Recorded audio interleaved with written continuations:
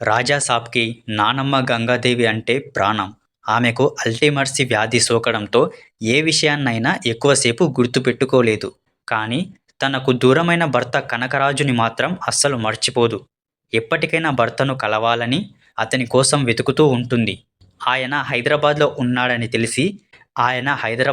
ఉన్నాడని తెలిసి తాత కోసం రాజాసాబ్ సిటీకి వెళ్తాడు.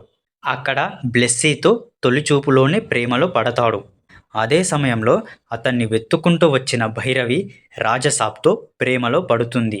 ఆమె ద్వారా తాత నర్సాపూర్‌లో ఉన్న ఓ కోటలో ఉన్నట్లు తెలుసుకొని అక్కడికి వెళ్తాడు. అయితే ఆ కోటలోకి వెళ్ళిన తర్వాత రాజాసాబ్‌కి ఎదురైన సమస్యలు ఏంటి? చనిపోయిన తాత ఆత్మ ఆ కోటలోనే ఎందుకు ఉంది? కనకరాజు నేపథ్యం ఏంటి? దేవనగర సామ్రాజ్యపు జమీందారి అయిన గంగ సామాన్యురాలుగా ఎందుకు బ్రతకాల్సి వచ్చింది? రాజాసాబ్ జీవితంలోకి వచ్చిన ముగ్గురు అమ్మాయిలు ఎవరు? ఈ కథలో గంగరాజు పాత్ర ఏంటి అనేది తెలియాలంటే ఈ సినిమాని థియేటర్కు వెళ్ళి చూడాల్సిందే. కమెడియన్ సత్య కోటలోకి అడుగుపెట్టే సన్నివేశంతో కథ ఆసక్తికరంగా ప్రారంభం అవుతుంది. తర్వాత సాంగుతో ప్రభాస్ ఎంట్రీ ఉంటుంది.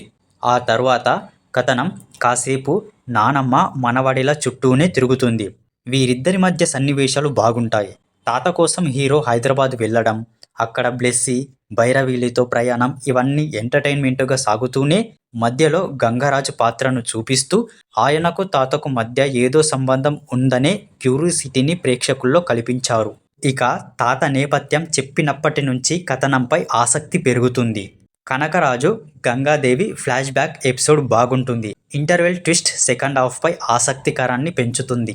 ఇక కథనం మొత్తం అడవిలో ఉన్న కోట చుట్టూనే తిరుగుతుంది. ఆ కోట నుంచి బయటకు వెళ్లేందుకు హీరో బృందం ప్రయత్నించడం, వారిని తాత ఆత్మ అడ్డుకోవడం, ఈ క్రమంలో వచ్చే సీన్లు నవ్వులను కురిపిస్తాయి. హర్రర్ కంటే కామెడీ అండ్ రొమాంటిక్ సీన్లే బాగున్నాయి. ఇంటర్వెల్ సీన్ నుంచి కథ ఆసక్తికరంగా ఉంటుంది. ఆస్పత్రి సీన్ అయితే ఎమోషనల్కు గురి చేస్తుంది. క్లైమాక్స్ని కొత్తగా ప్రయత్నించారు వాళ్ళు. మధ్యలో వచ్చే కామెడీ సీన్స్ మాత్రం సినిమాకి చాలా హైలైట్. మన ప్రభాస్ అన్న అయితే కామెడీ సీన్లలో ఇరగదీసేసిండు అనుకోవచ్చు.